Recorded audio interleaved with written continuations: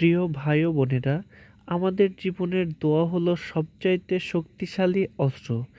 দোয়ার মাধ্যমে বান্দা তার রবের সাথে সরাসরি সম্পর্ক স্থাপন করে। বিশেষ করে রাত হলো দোয়া কবুলের শ্রেষ্ঠ সময়। রাসূলুল্লাহ সাল্লাল্লাহু আলাইহি সাল্লাম বলেছেন, রাতে যখন বান্দা আল্লাহর দরবারে দোয়া করে তখন আসমানের দরজা খুলে দেওয়া হয়।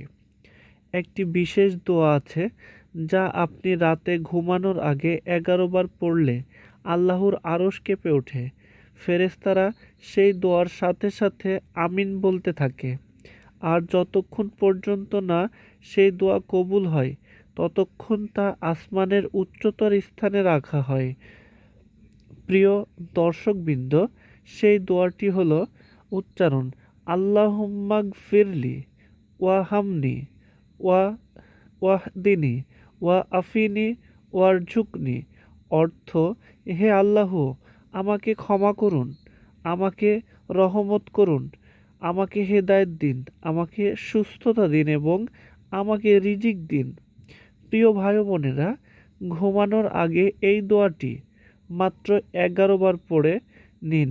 ইনশাল্লাহ আপনার দোয়া আল্লাহর কাছে কবুল হবে, দুঃখ কষ্ট দূর হবে, জীবনে শান্তি আসবে এবং রহমতের দরজা খুলে যাবে।